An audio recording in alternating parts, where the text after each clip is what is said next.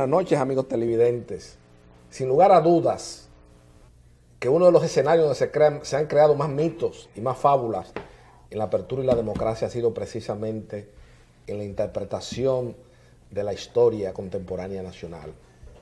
Pasado y presente, como hemos reiterado en este trayecto de casi 6 años que de manera continua dialogamos cada sábado frente al país sobre un tema trascendente e importante a la sociedad dominicana, nosotros que independientemente de mantener viva la memoria de mi extinto padre Francisco Carvajal Martínez, como un soñador y como un Quijote solitario, como lo definió una mañana el prevíspero Oscar Doble Toledano, nosotros también en pasado y presente siempre nos tratamos de acercarnos a la verdad histórica sin apasionamiento.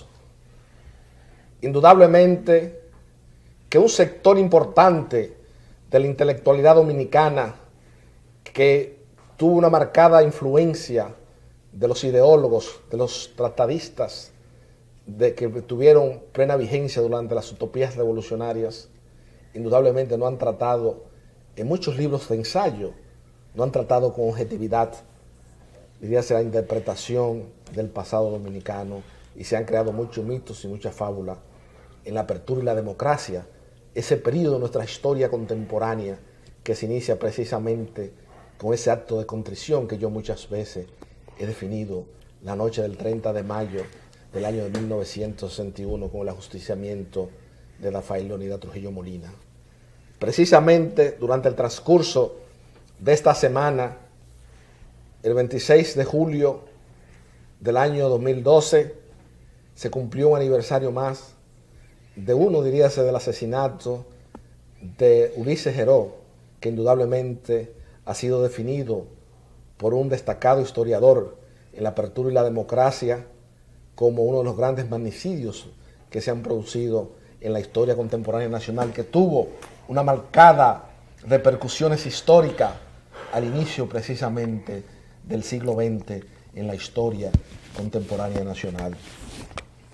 Ese destacado historiador a que yo hago mención y que se ha constituido en las últimas semanas en un invitado permanente a pasado y presente, diríase, por la objetividad, por la seriedad y con la consistencia que ha enfocado los temas del pasado dominicano, independientemente de que su libro Trujillo, un monarca sin corona, junto a la del doctor Hampor Wiese Delgado, antiguo compañero y condiscípulo de mi extinto padre Francisco Carvajal Martínez, en la promoción del año de 1953 de la Universidad de Santo Domingo, como ya he señalado, son los dos libros que han tenido más éxito, más demanda a nivel editorial en la apertura y la democracia, y eso precisamente ha motivado a que el doctor Euclides Gutiérrez Félix sea en un momento determinado blanco de ataques de intelectuales de la pequeña burguesía dominicana, que indudablemente no han tenido la preeminencia y la importancia y la repercusión de sus ideas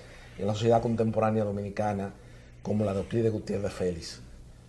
Indudablemente que frente a las múltiples y reiteradas solicitudes de diversas personalidades públicas dominicanas y de personas que se han acercado en las diversas comarcas de la geografía nacional, cuando asistimos a diversas audiencias fuera del territorio del Distrito Nacional, esta noche hemos traído de nuevo frente a esas múltiples solicitudes al doctor Euclides Gutiérrez Félix, como yo he reiterado en muchas ocasiones, antiguo secretario particular de mi extinto padre Francisco Carvajal Martínez, y hoy diríase figura prominente de primer orden, y diríase la única figura con trazos heroicos que queda viva en la sociedad dominicana, puesto que en los momentos estelares de la historia contemporánea nacional precisamente ha jugado un papel cimero en muchas de las epopeyas históricas recientes en la sociedad dominicana. Con Euclides Gutiérrez Félix vamos a adentrarnos en esos pericuetos de la historia contemporánea nacional que genera tanta controversia luego de la primera pausa de pasado y presente esta noche frente al país y la sociedad dominicana.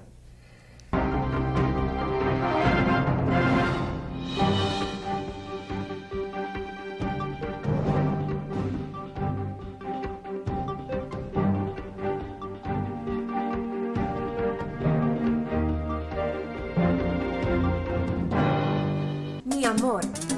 De la famosa, todo. Y me encanta su maíz. Su leche de coco. Su maíz. Su leche de coco. Su maíz. Su leche de coco. Su Leche maíz. de coco. Maíz con coco. ¡Claro! ¡Llegué! Maíz con coco, la famosa. ¡Ah, pero esto es nuevo! Sí, con su tierno maíz dulce y su auténtica leche de coco, hace de tus platos una fiesta de colores, olores y sabores. Maíz con coco. De la famosa, claro. La famosa, lo más natural. Porque lo primero es lo primero. Delante de una feliz pareja siempre hay unos gandules guisados con coco o un sabrosísimo mono de gandules y detrás una sabia y tradicional herencia para cocinar tan sabrosos platos. Porque ella siempre tiene delante los gandules la famosa, verdecitos, frescos y con coco. Porque lo primero es lo primero. De la famosa, claro. Y la famosa, lo más natural.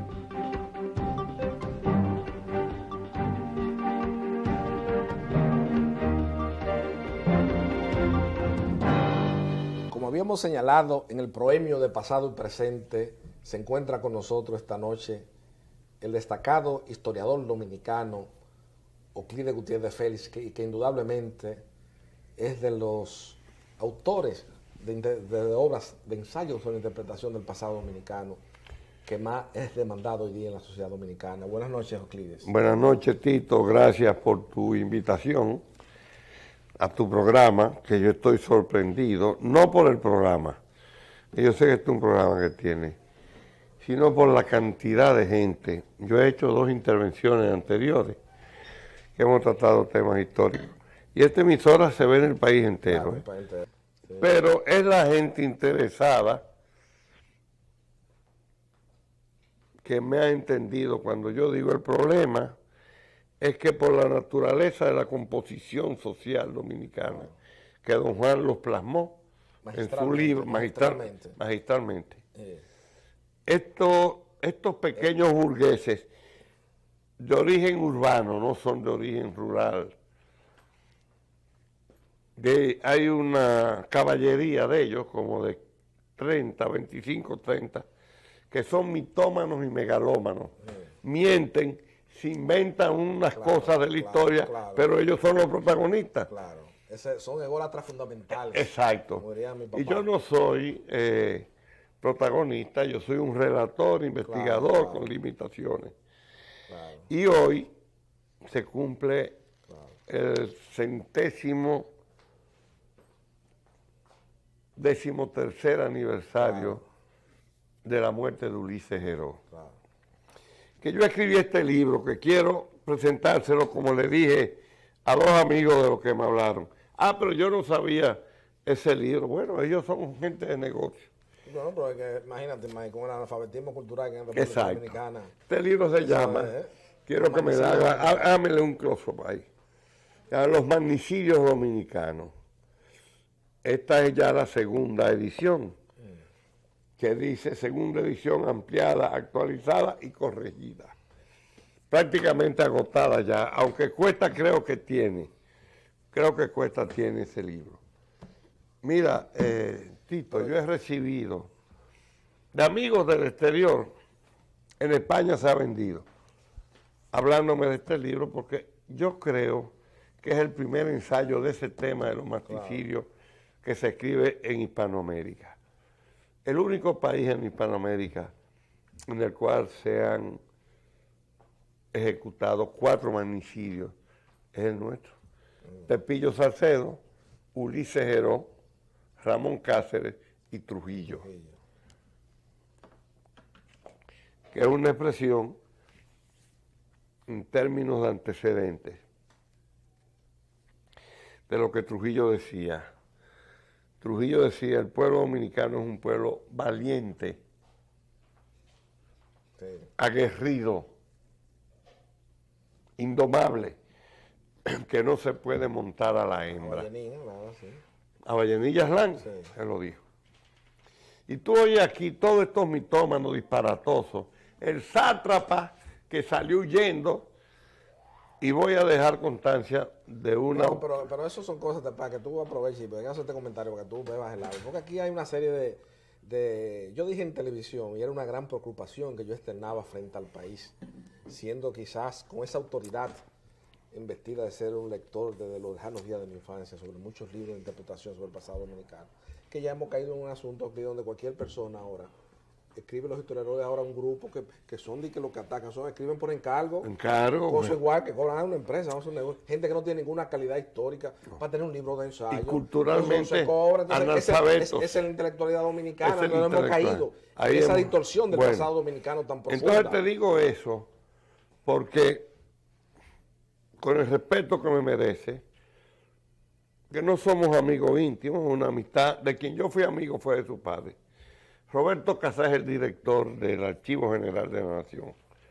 Entonces yo recibo en tiempos pasados 2 colecciones de merengues dominicanos. Y cuando pongo el chivo, mataron el chivo en la carretera, y Trujillo el chivo, dije que Trujillo decía, ay, perdón, suéltenme. No, pero eso es disparate. Óyeme, es la libertad. Pero es que oye, No, lo que voy a no, decir. óyeme bien, digo yo, que desde los 9 años fui músico.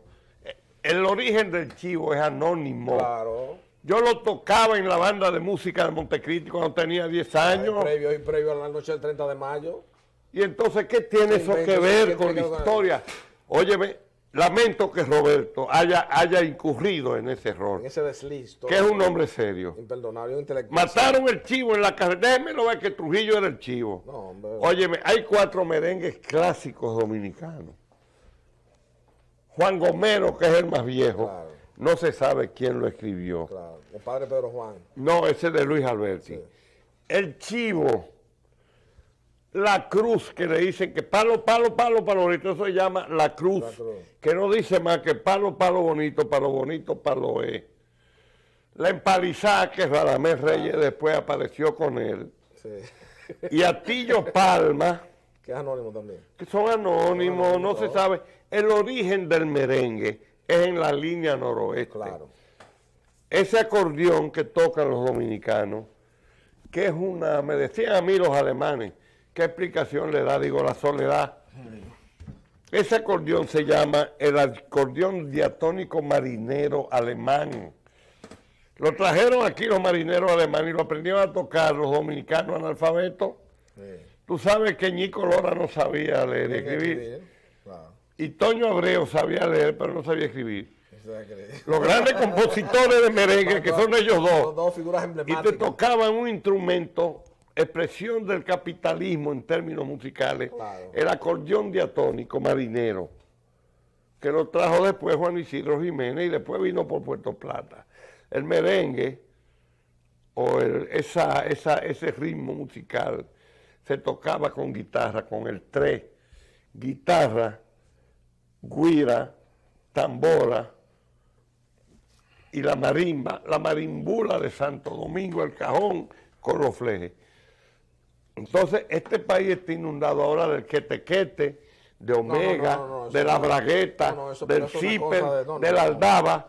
Una involución. No, mira, una cosa que increíble. estamos a punto de colapsar. Como No, no, es que vamos a colapsar. Estamos en los Y casos de no la hay nación autoridad dominicana. que mande a callar a esa gente. No hay nada tampoco. No se puede hacer eso. Bueno, entonces hoy se cumple ese aniversario de la muerte de Ulises Heró.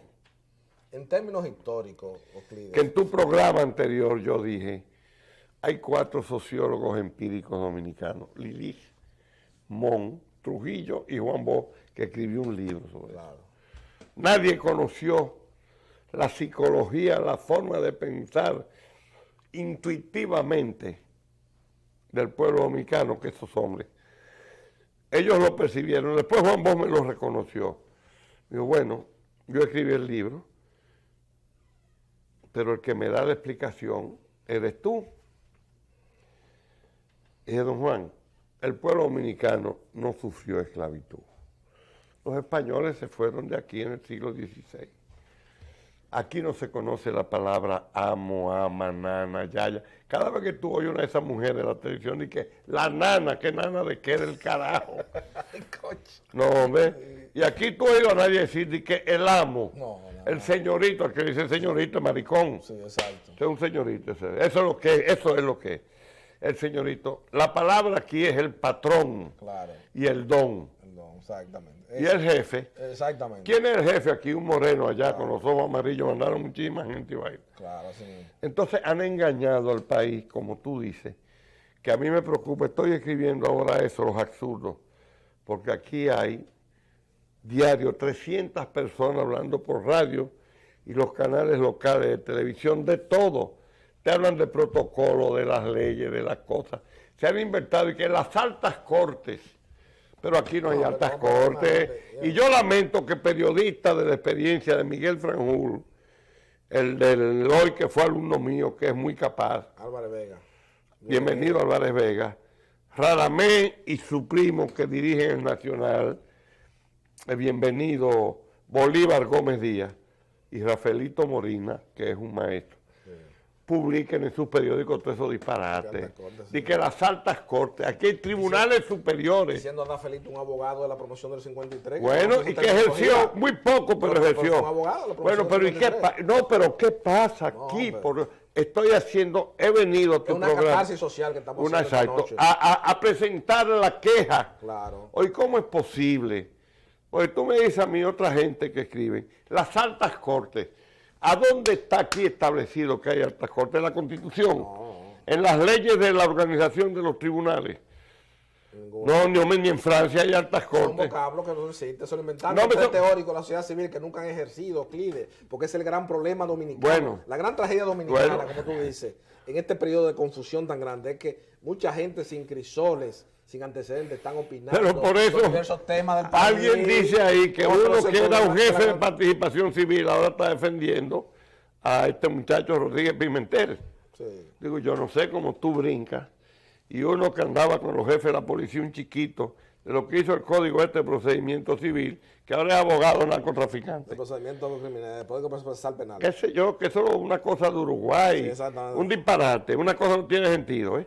Que yo lo denuncié, después Vincho ha cogido ahora la bandera, pero el primero que dijo eso hace 4 años fui yo, ¿eh? Dije, eso es un disparate, no tiene nada que ver, el origen de nuestro derecho es el derecho romano y el francés. Pero eso está pasando en todas las actividades de la sociedad, está pasando en la música, como tú dices, en la pintura, en todas las Aquí hay una música que se llama teque-teque. Teque-teque, eso son expresiones Di marginales. que de la sociedad. merengue de calle. En todos los países han existido, pero no se les ha No, merengue de calle, Merengue de calle, merengue otra cosa. urbano, el cantante urbano. Entonces, lo que vamos es en un proceso de desintegración moral, Y de involución cultural del pueblo dominicano, Claro. que va a desaparecer. Que esas cosas, Euclides, escúchame que te interrumpa, y donde la gente habla, no, que Euclides, que Carvajal, que Trujillismo, que no es Trujillismo, no, es que la gente sensata, basado quizá en el principio de la razonabilidad, haciendo una interpretación del pasado dominicano, dice, concho, pero en la era de Trujillo habían bandas musicales, había una cultura. No, había bandas instrucción, musicales no. Habían escuelas, habían conservatorios. No. Pero dime, ¿qué joven se dedica hoy? Pues tú, tiene Yo una lo, actitud? yo, lo, yo lo escribo Tocar ahora, un yo lo he instrumento escrito. musical. Óyeme bien, Tito. Trujillo sacó a mi padre del ejército en 1944. Lo mandó de castigo a Loma de Cabrera, que era el teacher, el gran oficial del ejército, el instructor, el maestro. Lo mandó de castigo a Loma de Cabrera, ya lo canceló. Un mes arrestado. Mi padre contó siempre con la protección de Negro, tenían la misma edad, eran compañeros. Quien enseñó a Negro Trujillo a usar el uniforme, sargento los dos, papá sargento primero, sargento mayor y Negro sargento, fue mi padre, que era mi padrino. Pero cuando nosotros llegamos a Loma de Cabrera, yo estaba terminando el método de Hilarión Eslava, de solfeo. Sí. Y volvimos aquí. Tuvimos un tiempo, después nos fuimos a Montecristi. Tocaba con un instrumento asmático que había regalado Bienvenida Ricardo, siendo primera dama de la República, Que era montecristeña. montecristeña. En el año de 1951, 52, que Trujillo regaló un instrumental con de primera categoría, lo distribuí aquí a Tala Blandino, en Montecristi, una provincia pobre. Yo quiero que oigan esto, esta gente, todos. Había 4 bandas de música. Imagínate. La de Montecristi, municipio cabecera, la de Villa Isabel, que ahora se llama Villa Vázquez. ¿En qué año estamos hablando de eso? 1952. La de Guayubín y la de Manzanillo, que la dirigía Arsenio Sánchez, y Rafael Cabrera, la de Guayubín. Quiere decir que en Montecristi nada más habíamos 100 músicos. Wow. Que bajábamos a tocar. Después hicieron la de Jabón, que la dirigía César Díaz, trompetista, que fue sargento mayor de la banda de música de la aviación, compañero de Regino Otero, el que es el autor de Escuadrón de Casa Ramfi, que ahora la han puesto, y que el Dragón Volador, y yo no sé, no, que la tocaban con flautas y clarinetes, que ya no la tocan. Y cuando bajábamos a tocar a Santiago, los 30 de marzo, que era el desfile grande, militar, éramos 300 músicos en el Parque Duarte. imagínate. 300 músicos de la región. Ahora no aparecen 5. No, hombre, porque no hay que no saben. No aparecen 5. Entonces, hay que llevarlo de aquí. Bueno, y no son músicos buenos. Entonces, yo vine, aparte de eso, a hacer esta aclaración del magnicidio de Lili, que era tremendo persona. La Pantera Negra, claro, de Santo Domingo, como le puso Vargas Vila, que era sombrío, siniestro, implacable, criminal, valiente, deshonesto, gastador, con un criterio psicológico, sociológico, intuitivo del pueblo dominicano, con una letra preciosa. Hablaba inglés y hablaba francés, alto, tenía 6 pies 2 pulgadas, elegante, ocurrente, por eso las anécdotas, que pudo haber sido otra cosa. Él fue un prócer de la independencia, pero después borró con su conducta. Pero era auspiciador y avalador del inicio del capitalismo en la República Dominicana, fue el ILIS, cuando se instalaron los ingenios en el este, y después hizo el ferrocarril, claro, ferrocarrilito, como decían, ¿no? La Vega, Santiago, San Francisco de Macorís, Cotuí y Sánchez, el puerto, claro, que era, y Puerto Plata, pero era Sánchez, que era el más importante. Yo me monté en ese ferrocarril siendo niño, y cuando trasladaron a mi padre en el año 39, que ya comenzaba el ejercicio de mi memoria, nos fuimos en tren de Sánchez a Moca. Papá era primer teniente del ejército. Y Lilis jugó ese papel y sabía lo que era el pueblo dominicano. Igual que Trujillo, igual que Mon. Esa gente tenía mucho criterio, ¿eh? No, pero espérate. Pero no tenía miedo. No, pero era no tenía miedo. Había una visión, y es algo, tenían una visión, eran conductores, independientemente de que fueran dictaduras, ¿no? Es otra cosa. Una visión del Estado. Ni que fueran buenos ni malos, yo no estoy hablando de ese aspecto. Eran conductores y jefes. Jefes. Y fíjate la inestabilidad política que precedió a la muerte de Ulises Heró. De Ulises Heró. Eso te demuestra. Bueno, entonces, alguien me llamaba el día pasado, Clide, explícame qué quiere decir el espíritu de recua de Mon. Digo, porque Mon era recuero. Mon no era un aristócrata de Valencia ni nada. Eso lo han inventado los mocanos para hablar muchísimas pendejadas y los descendientes de Mon. Mon dirigía una recua, tengo entendido, de 50 mulos y 6 o 7 carretas que salían de Moca, recogían las cosas antes del ferrocarril y las llevaban a Puerto Plata. Un hombre joven, alto, de mucho carácter, con un concepto de honestidad y de seriedad incuestionable. Claro, y su aporte a la historia dominicana. Aprendió a mandar hombres dominicanos. Claro. Eso era, recuerdo, porque ahora te dicen que eres un estudiante de filosofía en la Universidad de París, que el carajo. Hombre, no, este país está loco. ¿Quién? No, hombre, no, esa gente apenas sabía leer ni escribir, hombre. Y participó en la muerte de Ulises Heró, ese día como hoy. Claro. Lili llegó, dice aquí, tú conoces a Chicho Álvarez Sánchez, Sí, claro. abogado, consultor jurídico. Chicho me dio la carta de su abuelo, que yo la reproduzco aquí, y le presento el libro al pueblo dominicano, no porque yo lo escribí, sino porque ahí no hay nada que sea mentira.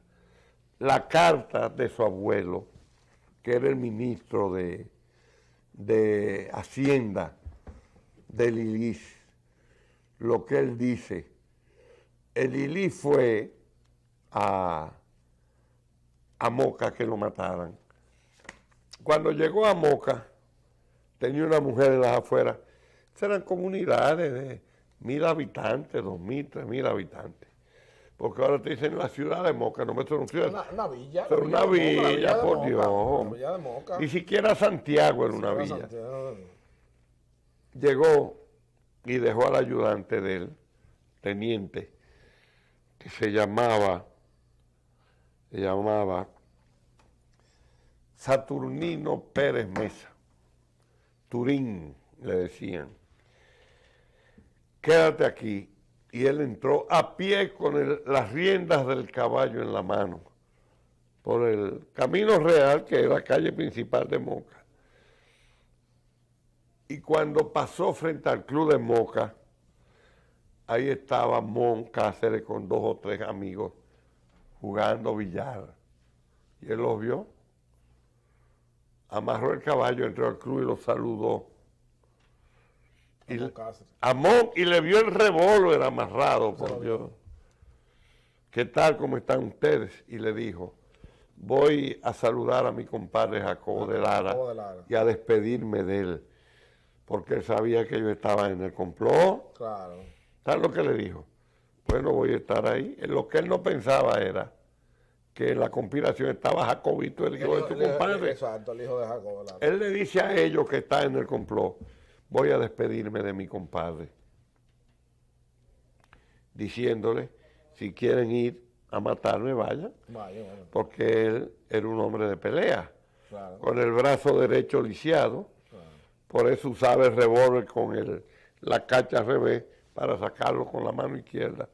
Llegó donde el compadre, lo saludó 10 minutos, 15 minutos, dejó el caballo fuera, y cuando sale Jacobito, el hijo de Jacobo, le dispara con un fusil y le da un balazo en el hombro derecho. No lo mata. Entonces lo que hace es que saca el revólver, se voltea, le dispara, Jacobito se esconde y sale a la calle, pero ahí estaba Mon esperándolo. Sí. Oye, pam, pam, pam, y le dio 5 tiros en el pecho. Entonces se han inventado ahora una leyenda y fulano. Lo mataron. Lo mataron Jacobito de Lara y Mon Cáceres. Ya no hay que hablar nada. Pero fue Perico Pepín y se llevó el cadáver a las 7 de la noche. Y nos salieron a pelear, ¿eh? Todo el mundo hizo así. Se mandó. Sí. Como pasó en el 30 de mayo, ¿eh? Claro, se escondieron. Todo el mundo salió huyendo, ¿eh? Sí. Y se metieron en la embajada de Italia. Uno en un closet. Otro en un closet. No. Que yo digo en un artículo que publico el lunes, que en 1961, ese pleito de Trujillo con la iglesia, se dio por primera vez un acuerdo tácito, no expreso, no escrito, entre el gobierno de los Estados Unidos y el Vaticano, que era salir de Trujillo, que nunca los Estados Unidos siempre ha estado gobernado, con excepción de Kennedy, por presidente anglicano, protestante. Claro. Pero en el 60, después del triunfo de la Revolución Cubana, hicieron un acuerdo los yanquis y la iglesia, el 14. La iglesia, favorecida por Trujillo de manera increíble, le dio personalidad jurídica, hizo escuela, instituto. Óyeme, ese instituto Loyola, que me da pena. La banda de música de Loyola, que yo la recuerdo, tenía 60 músicos, estudiantes todos, Y la banda de percusión de redoblantes y cornetas eran 50. ¿Y quién le dio eso a esos curas de ahí? Vino del Vaticano, se lo dio Trujillo. Trujillo, claro. Eso son realidades, Había una cuenta. son realidades ostensibles y todo. La única banda de música de percusión que competía con la de Loyola no era igual, era la de Montecristi. Claro. La nuestra tenía 25 músicos, redoblantes y trompetas, tambor mayor, platillo, el drum, ¿no? Que tocábamos una versión de la marcha Escuadrón de Casa Ranfi con la trompeta, que Loyola nunca pudo hacerla. Bueno, entonces, este caso de Ulises Heró. Ok, pero yo te quiero preguntar, antes de seguir con Ulises, hay un aspecto que me llama poderosamente la atención con las lecturas que he hecho sobre la interpretación del pasado dominicano. ¿Qué paralelismo se da entre la vida de Trujillo y de Ulises Heró? Por ejemplo, Ulises Heró ya sabía el disgusto que había en ese viaje, en ese trance que él hace por varias regiones, él sabía los disgustos que había, las intrigas, una serie de cosas, tenías informaciones. Y Trujillo, la noche del 30 de mayo, ya venía con el problema de Betancourt, con el problema de la iglesia. Con todo. ¿Y cómo se va solo para San Cristóbal? Esa parte. No, entonces, porque Trujillo, porque Trujillo, de Ulises Heró de Trujillo. Tito, Trujillo no tenía exilio. Aquí lo digo yo, cuando en mayo, él recibe a un emisario de los Estados Unidos en el Hotel Embajador, que va con Cucho Álvarez. Aquí está la versión que da Papo Ramón Menéndez García, Papo Menéndez, que era su sobrino nieto. Virgilito no era de... No, aquí dice. Marinita. Sí. Mira lo que dice aquí. El último intento que realizó el gobierno estadounidense, particularmente el presidente Kennedy, al parecer, fue en los primeros días de mayo, según relata en sus memorias Virgilio Álvarez Pina, que no hay nadie mejor testigo que él. Bueno, a lo mejor ahora se inventa uno de esos caras por la mañana que era el enllave de Trujillo. Era Virgilio, era Cucho Álvarez. Titulada La Era de Trujillo, narraciones de Don Cucho. A principios de mayo de 1961, dice Cucho Álvarez, me llamó Trujillo a su despacho para pedirme que le acompañara a una entrevista que entendí esa tarde con alguien en el Hotel Embajador. Abordamos el automóvil del jefe, eso era 6 de la tarde, y marchamos directamente al hotel. Trujillo, durante el trayecto, me confió que se entrevistaría con una persona que había venido a conversar con él, que representaba al presidente John F. Kennedy. Le pregunté al jefe si sabía de qué se trataba y me dijo que no, que era probable que se tratara de algunas gestiones que estaban haciendo amigos suyos, amigos entre comillas, frente al presidente de los Estados Unidos. El amigo era Porfirio Rubirosa, que era un enllave de los Kennedy, vivía con todas esas mujeres y bailaba con ellos. Que ahora lo están minimizando y que es un chulo, Calietro. Porfirio nunca fue Calietro. ¿Cómo iba a ser Porfirio Calietro? Era un trujillista. Bueno, trujillista. Don Cucho relata que cuando llegaron al hotel El Embajador, subieron a la suite presidencial. Ese hotel, que es el más bello de este país, que lo construyó el régimen de Trujillo. Claro. Es el mejor hotel dominicano. Allí nos encontramos con un funcionario de la Embajada Norteamericana, quien me invitó a sentarme en una sala previa a la galería, donde se observaba el Mar Caribe.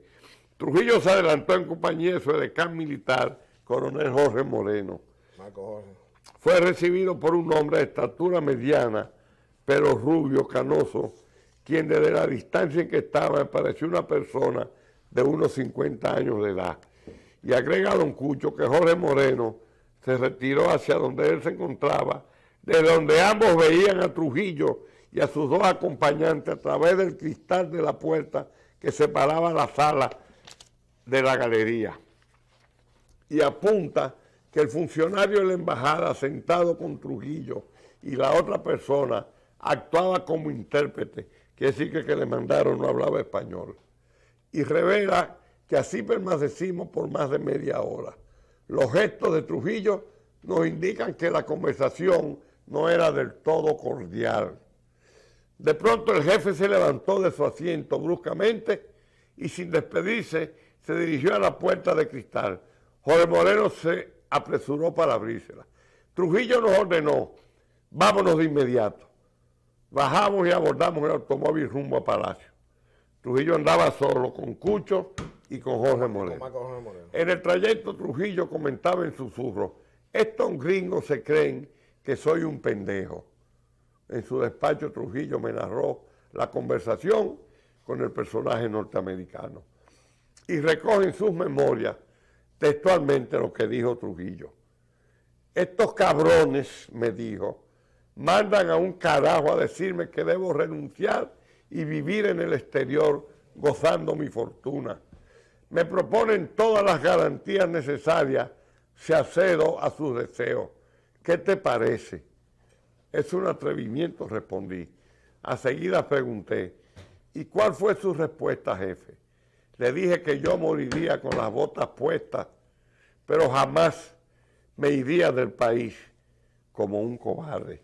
Entonces, toda esa basura, que no hay otro calificativo, desde por la mañana hablando sin leer, sin un documento. Mira, tú no puedes escribir la historia sin presentar las dos fuentes de la historia, que son los documentos y los testimonios.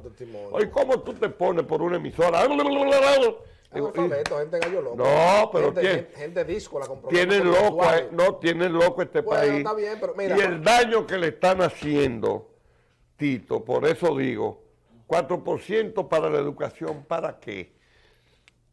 El 60% de los muchachos que cogió las pruebas nacionales fueron rechazados. Sí, la escuela de que está... La escuela, las estructuras básicas, y yo tengo la autoridad, porque yo sí soy maestro de los 15 años.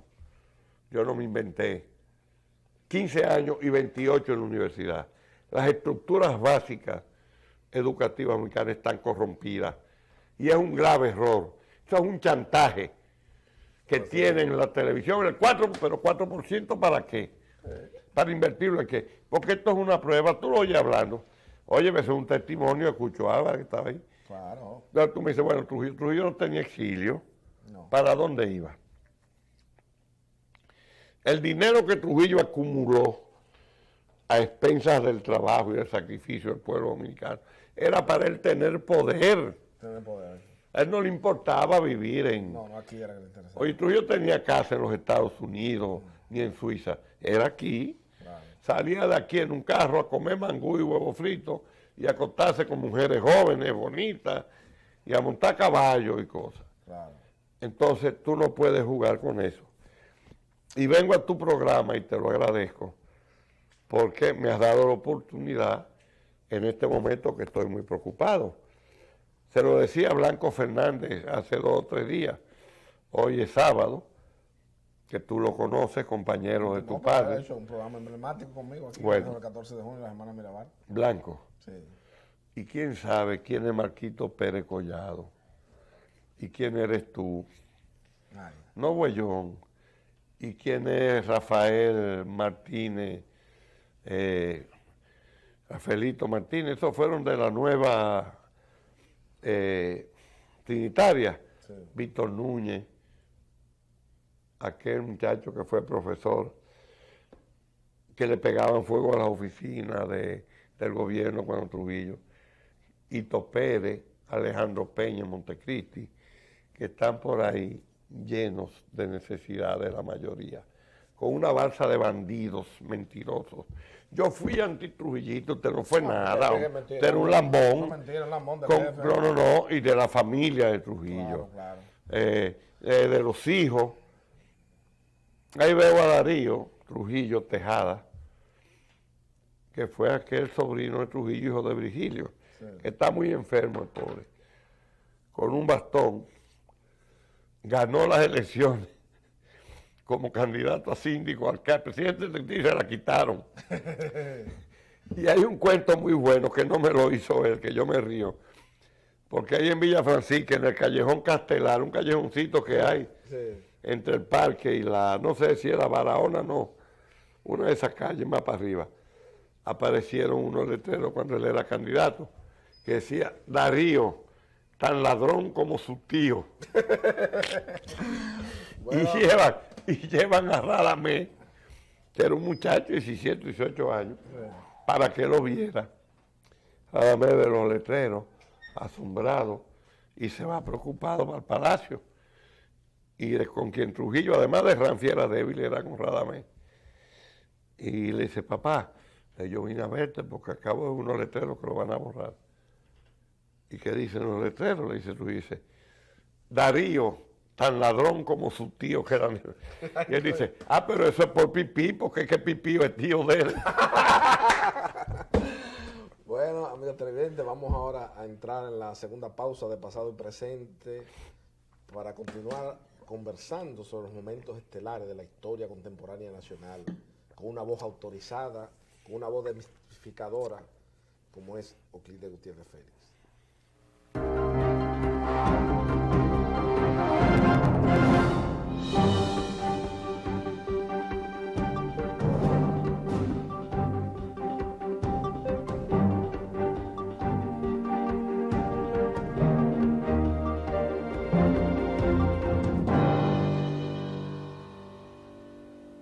Porque lo primero es lo primero. Delante de unos maravillosos hijos, siempre hay deliciosos platos y exquisitos postres. Y detrás, una magnífica chef que sabe sorprenderles cada día porque siempre tiene delante la leche de coco La Famosa. Fresca, natural y tan nutritiva. Leche de coco La Famosa, porque lo primero es lo primero. De La Famosa, claro. La Famosa, lo más natural.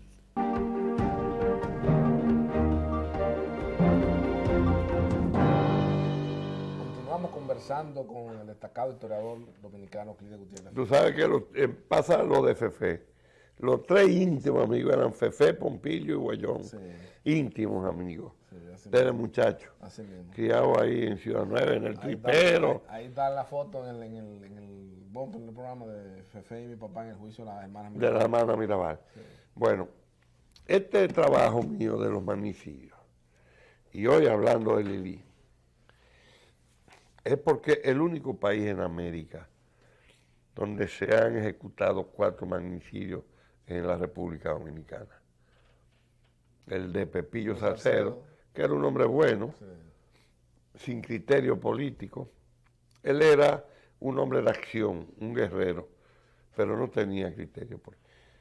Él nació aquí, pero se crió en España. Él vino siendo un adolescente. Guapísimo, una fiera, un hombrecito bajito, blanco, con el pelo lacio. Fue el primer presidente del gobierno restaurador. Lo fusilaron en Puerto Plata. Ese fusilamiento de él, que fue una conjura,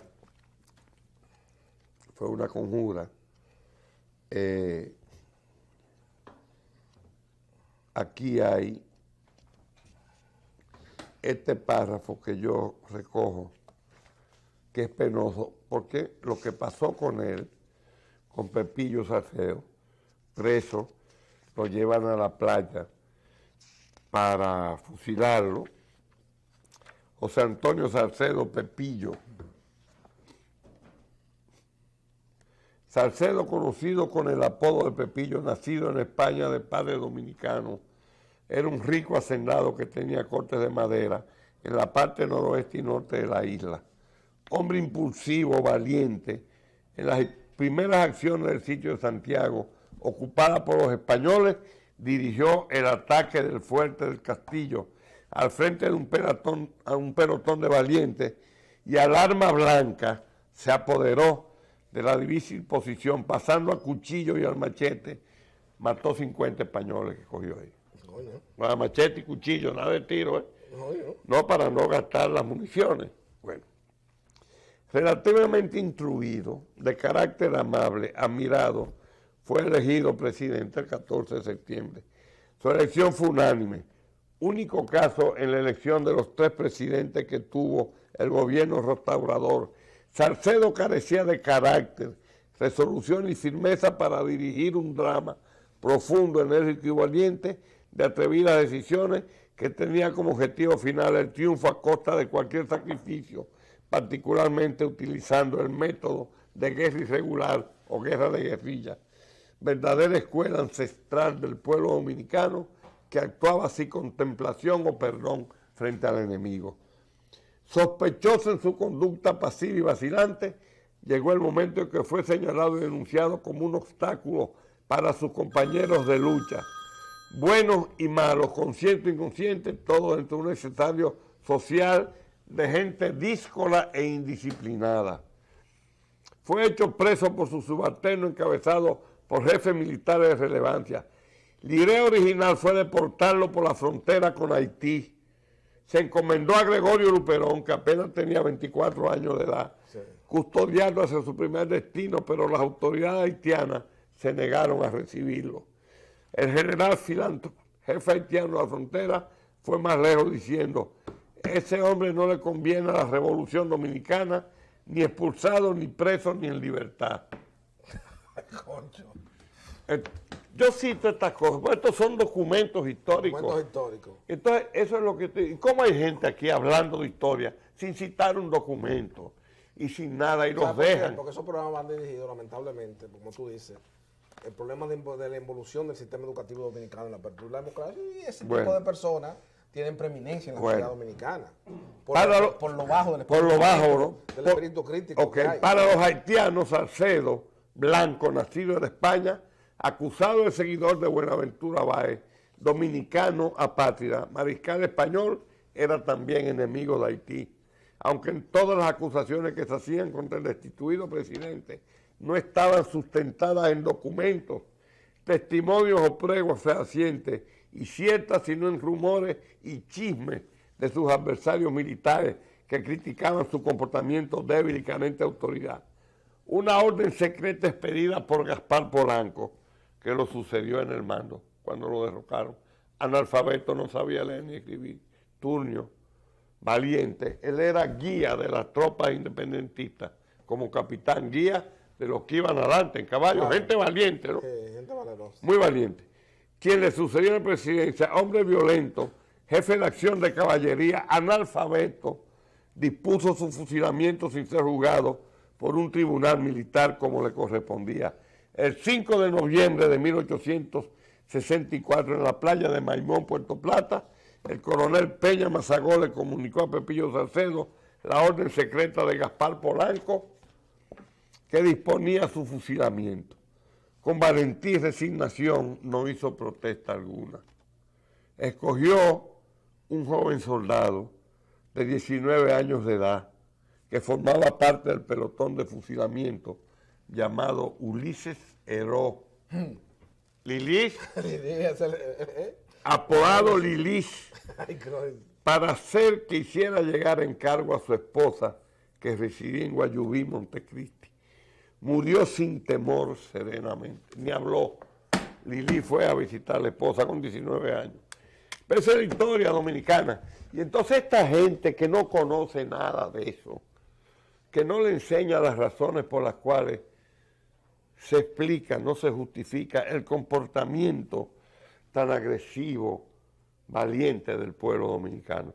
Oye, ese hombre cómo murió, se quedó callado, Gaspar Polanco, que después don Juan, con el respeto que le tengo a su memoria, el cariño, el respeto, la gratitud, se inventó que Gaspar Polanco, digo, don Juan, deje eso ahí.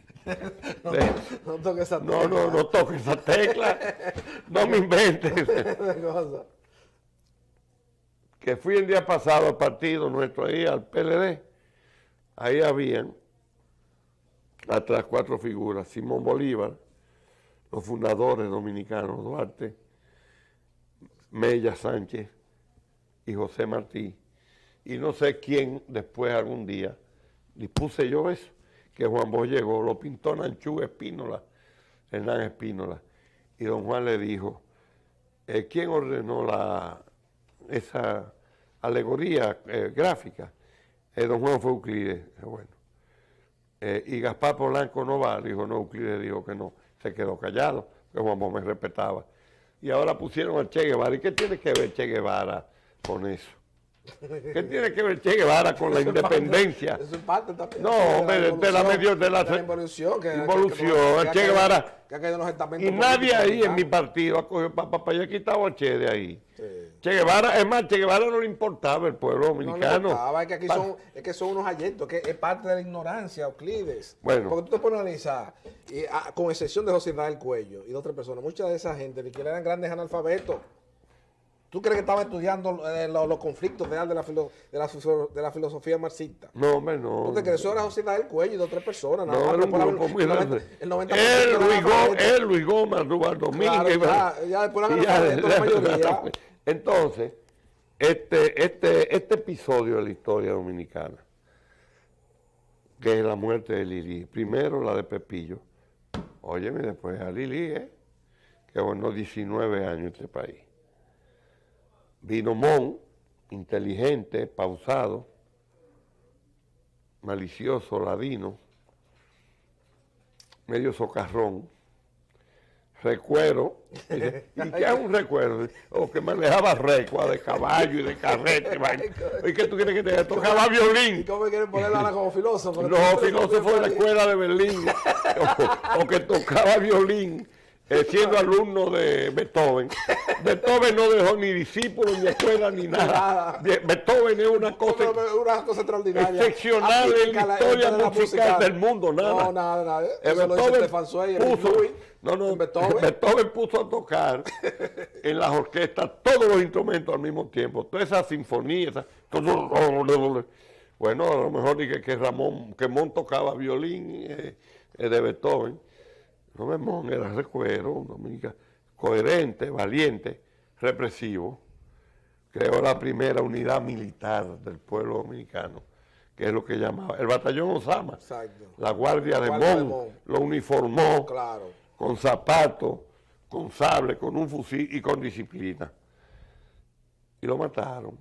Solo andaba en una victoria ahí en Guivia. Sí. Guivia de la Independencia, esquina Cosa Herrera, el poeta que vivió aquí, que era frente a la casa de Francisco J. Peinado, que era un hombre enorme, como 6'2". Yo te digo socarrón. Se reía. Él es eso que dicen chivitos hartos de jobo. Esto es una frase de Moncáceres. Sí. Chivitos hartos de jobo. Y después Trujillo, un tigre siniestro, represivo, intolerante, malicioso, tramposo, que no fue a la escuela, pero un genio político. No, pero no escribía con faltas ortográficas. Hay que ver a los responsables de Víctor Medina Benet, porque uno ve esa necesidad política no, con la primera, con su contacto con la Convención Norteamericana. Ya para 1900. Y encuentros de él y Horacio Vázquez. Para 1945 final no escribía con faltas ortográficas. Claro. Hasta 1938, en unas cartas que le escribió a María un día, ponía unas ceses de más o de menos, pero después escribía muy bien, porque aprendió con la gente que le rodeó. Entonces ahora te dicen, todos estos tigres disparatosos son mitómanos y megalómanos, como le digo, y se lo voy a seguir diciendo. Mitómanos y megalómanos. Y estoy dispuesto a ir a un debate público para discutir todo esto con todos los que quieran. Yo te apoyo. El sátrapa trae, ¿qué es esto, por Dios? Porque se creen que la historia, porque ellos son tipos, Euclides, que no utilizan la razón ni los métodos científicos de interpretación de la historia. Se creen que con espíritus denigrantes van a instruir un pueblo sobre su pasado. Esa es la gran tragedia dominicana. Nosotros ganamos las elecciones. Y eso es penoso, que ese tipo de personas tengan público en la ciudad dominicana. Nosotros ganamos las elecciones y vamos a gobernar el país 4 años más, con Danilo Medina como presidente, que es el presidente escogido por la mayoría del pueblo dominicano y candidato del PLD, como lo fue Leonel. Por eso le decía a mis compañeros que el gobierno de Leonel no, el gobierno del PLD, que encabeza el compañero Leonel Fernández. Ahora viene el gobierno del PLD, que encabezará el compañero Danilo Medina. Es el partido. Y yo sé que este pleito que yo estoy echando, no en el terreno político, sino histórico. Histórico, claro. y te agradezco tu invitación, es porque hay que enfrentar a esa mediocridad llena de rencores, de prejuicios sociales, que escribe, sabe escribir, pero dice muchísimo disparate. Sí. Pero te escriben y te publican en los periódicos, el Hoy, el Nacional. Y libros, y publican libros. Y publican libros. Y tú, bueno, ¿y qué es lo que está pasando aquí? Y le quiero decir eso a mis compañeros de partido, que son jóvenes, que ya yo soy un viejo. En las guerras, la política es una guerra permanente. Los viejos vamos atrás, claro, y los jóvenes van adelante, claro, porque son los que pueden pelear y para que los maten. Claro. Carajo, un viejo. Claro. ¿Tú me entiendes? No tiene sentido. Y ahora comienza aquí una etapa, otro episodio importantísimo de la historia del pueblo dominicano. Gracias, Tito. Sí. Gracias.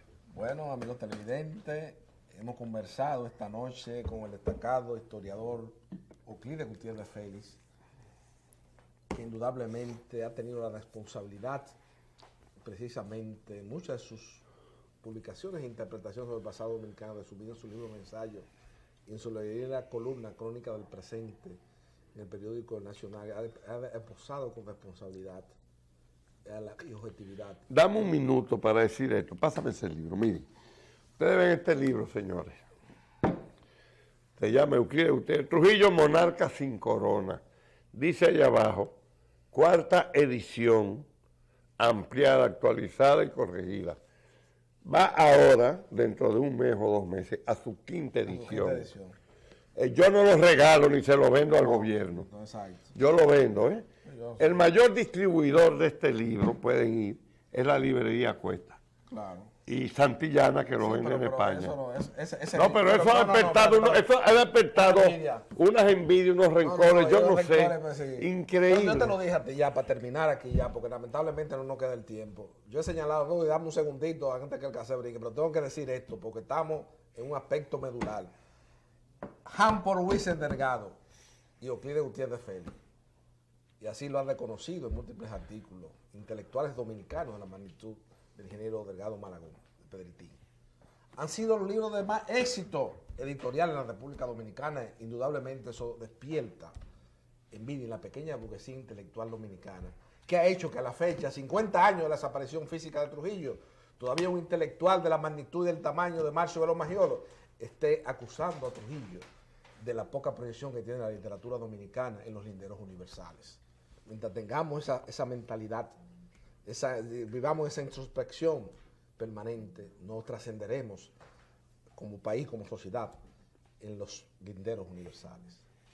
Con Euclides Gutiérrez Félix continuaremos conversando en próximas entregas sobre los periodos más luminosos de la historia contemporánea nacional, para que la juventud dominicana tenga una idea objetiva del pasado dominicano, no sujeto a los convencionalismos sociales y a los contrayimientos epocales que en la contemporaneidad parece que son los únicos métodos de interpretación del pasado dominicano. Buenas noches, amigos televidentes.